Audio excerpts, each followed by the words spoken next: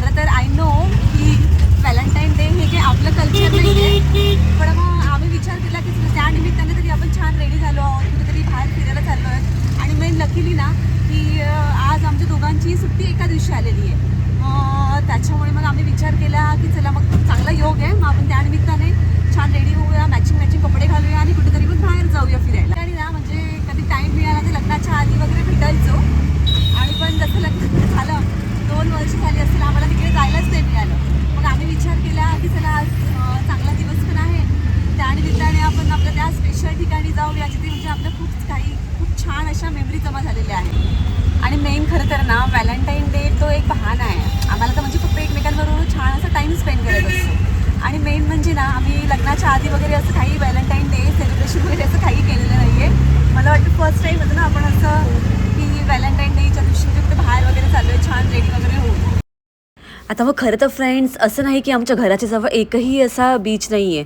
असं तर बघायला गेलं तर भरपूर बीचेस आहेत आमच्या घराच्या जवळ. आता मालाडमध्ये राहत असताना मारवे बीच, अक्सा बीच असे काही बीचेस आहेत, परंतु सुरुची बीच हा आमच्या दोघांचाही फेवरेट आहे. कारण इतकी शांतता असते ना या बीच जवळ, आणि इतका मोठा हा बीच आहे. जितकं आपण फिरू तितकं आपल्याला टाइम कमी पडेल, पण हा बीच काही संपत नाही. सो मग आम्ही मालाड स्टेशनवरून ट्रेनने आम्ही वसई स्टेशनपर्यंत आलो.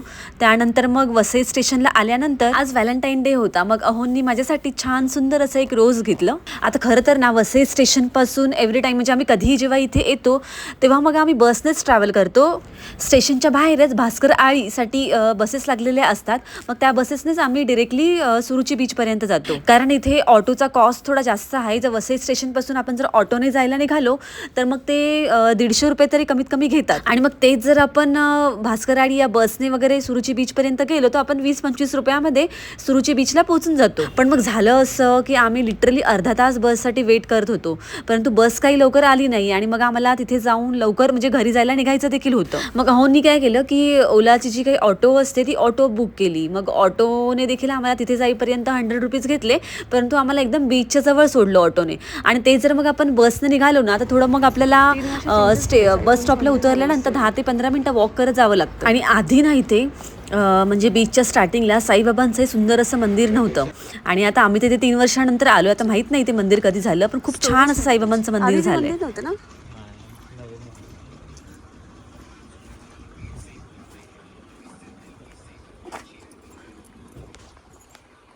सॅटर्डे संडे सोडला ना तर इतर वेळी या बीचवरती अगदी गर्दी गोंधळ वगैरे काहीही नसतो.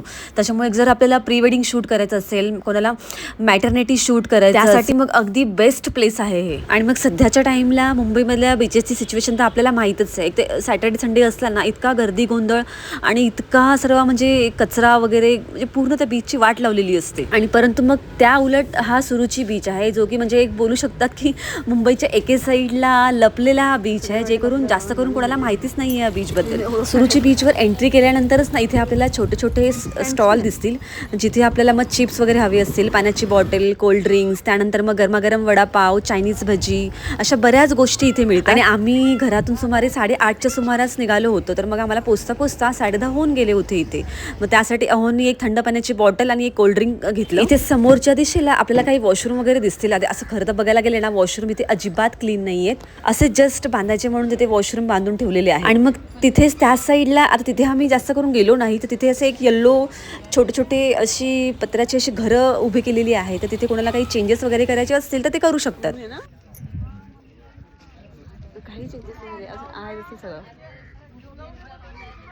आता मग आम्ही कधीही सुरुची बीचवर आलो ना, मग आल्यावर या मावशींकडूनच आम्ही गरमागरम वडापाव आणि गरमागरम अशी छान कुरकुरीत चायनीज भजी घेतो. आणि त्यांच्या हाताला खरंच खूप छान अशी टेस्ट आहे, कारण खूप चवदार असे ते वडापाव आणि चायनीज भजी बनवतात.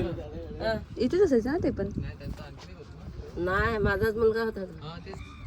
माझ्या मुलाने आता बोलला का आपल्यासारख्याला टांगून देतात, गरीबाचं कोणी ऐकतो का?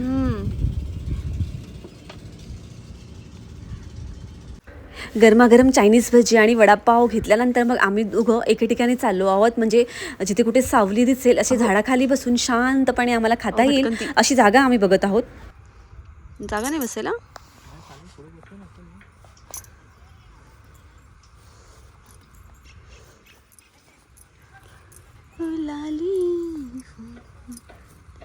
शांती आहे ना.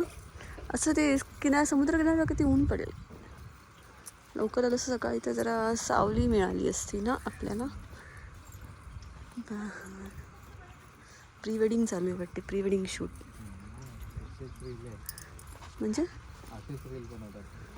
रील स्टार असतील मग.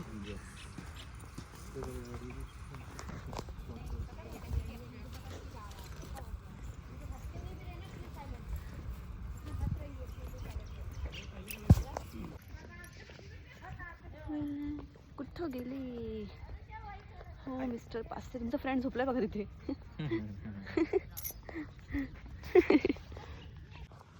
आरामात झोपलाय तुमच्यासारखं. कुठे बसणार आहे. खाली खाली खाली. ए बाबा मी नाही बाबा इथून येणार. मी तिकडून येते. कुत्रा झोपलाय तो. चावेल मला.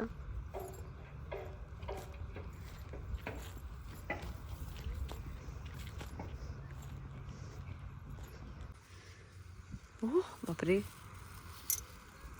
शूट. पिशवी घेऊन पिशवी. इतर वेळी मग जेव्हा सॅटर्डे संडे असतो ना तेव्हा इथे क्रिकेट मॅच भरलेले असतात. त्यावेळी मग थोडी गर्दी असते इथे. आणि इथे ना छान अशी ते ठेल्यावरची जी भेळ असते असे भेळवाले अंकल इथे फिरत असतात. आणि खरंच त्या लोकांकडे ना भेळ खूप छान अशी मिळते. म्हणजे आम्ही जेव्हा केव्हा इथे येतो ना तर त्या काका लोकांकडून आवर्जून भेळ घेतो. एक घेऊया मग. इतकं छान आणि सुंदर अशी जागा आहे. परंतु मग आपल्यासारखे जे कोणी इथे पिकनिकसाठी वगैरे येतात, फॅमिली असो मग कोणी असे फ्रेंड्स ग्रुपने आलेले असतील ते इथे येतात आणि मग अशी घाण करून जातात. असे मग जे काही आपले आता छोटे मोठे पर्यटन स्थळं आहेत म्हणजे काही बीच वगैरे असो काहीही असो म्हणजे त्यांची काळजी घेणं ते साफ स्वच्छ ठेवणं हे आपलंच कर्तव्य आहे. हा जरी आता आपण साफ स्वच्छता जरी नाही ठेवू शकलो पण ॲटलिस्ट आपण घाण नाही होणार याची तरी आपण सर्वांनी काळजी घेतली पाहिजे. आता मग इथे पेपर वगैरे टाकून आमच्या बसण्याची सोय करत आहेत. कारण मग इथे बसून शांत झाडाखाली बसून आम्हाला मग आमचे गरमागरम वडापाव आणि चायनीज भजी खायचे होते. मग त्याची सर्व ही तयारी चालू आहे.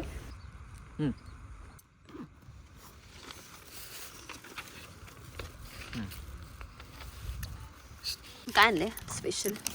ओ गरमागरम चायनीज भजी. तर सॉस कशाला टाकला एवढा. मला नाही आवडत सॉस. नाही याच्यावर नाही सॉस. गरम आहेत. थोडेफार आहेत. गरमच आहेत.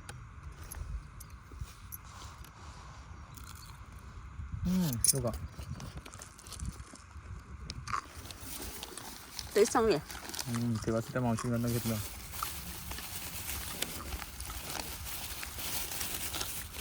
पहिला मग टिफिन आणायचं ना. बर्गर पण टिफिन पिझ्झा घरी बनवलेलं. सगळं खाऊ घातलंय. तेव्हाच एवढा झाड आहे. जाणीव नाही काय. वडापाव. चटणी नकोय मला. बोलली रे एकामध्ये नका टाकू चटणी.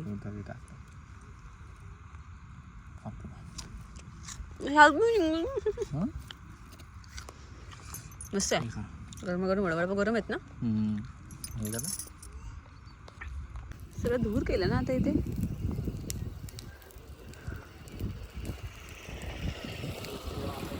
चला पटपट. अहो माझी पॅक. कशाला कशाला नको ना चावेल तो.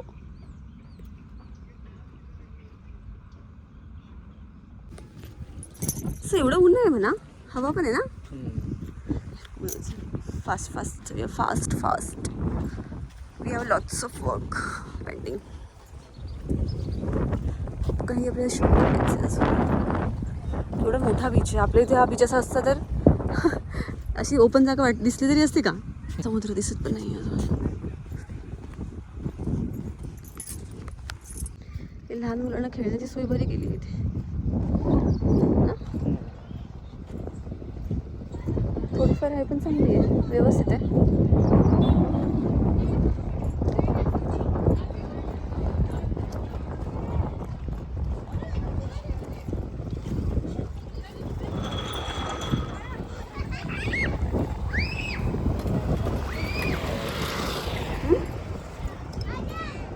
गोळा. बीचवर आलो आणि गोळा नाही खाल्ला म्हणजे बीचवर याची मजाच ती काय. बापरे ते सगळं खाली आहे. पहिलं कसं असायचं ना. एक सेकंड. पाणीच जावं लागायचं. हां ना पहिलं. आता ही रेतीच एवढी टाकली की पाणी जमा पण नाही. भरती आल्यावरती पाणी सगळं जमा होतच नाही रे. साईडने साईडने मधून. हां मधून. That is that.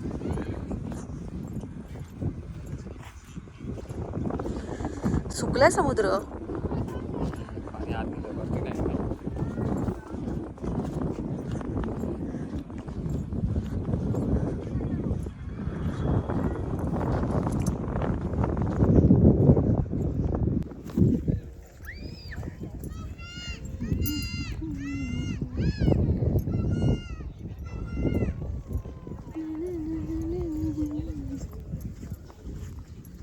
रेतीमधून चालायला नाही होते ना.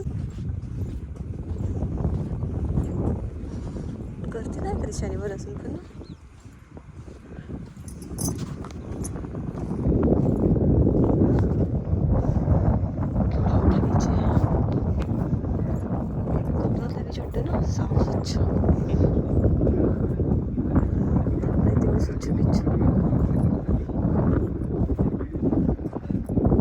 शूट करण्यासाठी झाले वाटते आज. रेती गरम गरम लागते असे भाजते पाय.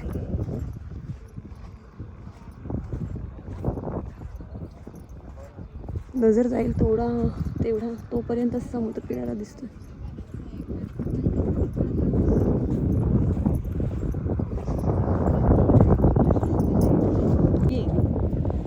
माझ्याबद्दल बोलते ना मी. घोडा बसला तुम्ही.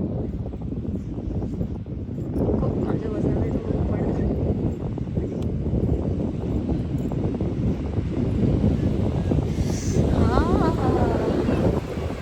आता इथं ना कसं माहिती आहे वास कसा घालतो पाण्याचा ना.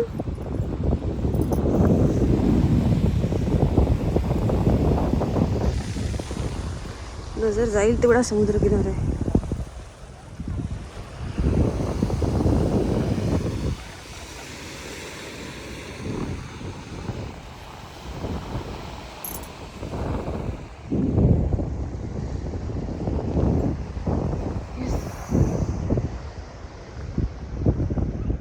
कुठे स्टार्ट होतो आणि कुठे संपतो ते पण नाही कळत या बीचचं ना. मोठू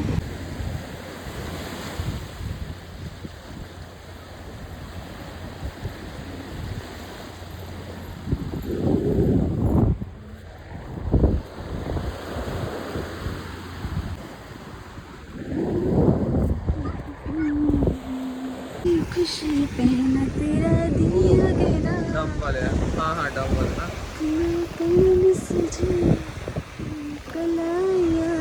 हां मी काढली पहिला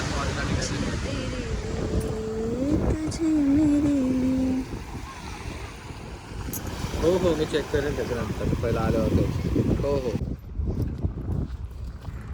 इथं आधीच मग आता इथे बीचवर आल्यानंतर आमचं सर्व शूट वगैरे करून झालं होतं आणि आम्ही खूप छान सुंदर अशी रील देखील इथे येऊन बनवली. सो मग गाईज आता आम्ही निघालो आहोत आमच्या परतीच्या प्रवासाला. कारण आम्हाला लवकरात लवकर घरी देखील जायचं होतं. तरी देखील आम्ही त्या पलीकडच्या साईडला देखील अजून गेलेलो नाही. तर तिथे गेल्यानंतर कोणाला म्हणजे तिथे जेव्हा जाऊन आम्ही शूट वगैरे करायचो ना कोणाला बिलिव्हच नाही व्हायचं की हा बीच आहे. कारण तिथे एक म्हणजे छोटी शेती वगैरे देखील केली जाते आणि मग खूप तिथे असं छोटं जंगल काइंड ऑफ देखील आहे. पावसाळ्यात जेव्हा आपण येतो ना तर तिथे आपल्याला थोडी रिकामी जागा अशी बघायला मिळणार नाही. पूर्ण ते झाडाझुडपांनी वगैरे पूर्ण असं ते गवत वगैरे तिथे असतं ते पूर्ण व्यापून गेलेलं असतं. दुपारचा सुमार होता आणि खूप कडक ऊन पडलं होतं. त्याच्यामुळे मग आम्ही विचार केला की चला थंड गार असा बर्फाचा गोळा घेऊया. आमच्या दोघांचाही फेवरेट. बघा मग आता ही जी साईड दिसते ना इथे समोरून आतमध्ये जायला देखील जागा आहे. तर तिथे असा आतून पुढे खूप असा लांबपर्यंत तो बीच पसरलेला आहे. आता मग रिटर्न आम्ही जाताना विचार केला की आपण बसने जाऊया. मग थोडंसं 10-1 मिनिटं आपल्याला बस स्टँडपर्यंत चालायला लागतं. कारण इथले ऑटोवाले लिटरली डबल चार्जेस देखील मारतात. त्याच्यामुळे मग आम्ही विचार केला की आपण आता बसने जाऊया. अँड ट्रस्ट मी गाईज खरंच म्हणजे आपल्या फॅमिली सोबत देखील छान असा सुंदर टाइम स्पेंड करण्यासाठी खरंच खूप खूप छान असा हा बीच आहे. तुम्ही सर्वांनी देखील आवर्जून इथे एकदा तरी व्हिजिट नक्की करा. आय होप फ्रेंड्स तुम्हा सर्वांना मुंबईचा हा हिडन बीच नक्की आवडला असेल. व्हिडिओ आवडल्यास व्हिडिओला लाईक शेअर आणि सबस्क्राईब करायला मात्र विसरू नका. चला तर मग भेटूया अशाच एका नेक्स्ट इंटरेस्टिंग व्लॉगमध्ये. तोपर्यंत सर्वांना बाय बाय. काय फायदा त्याचा डायरेक्ट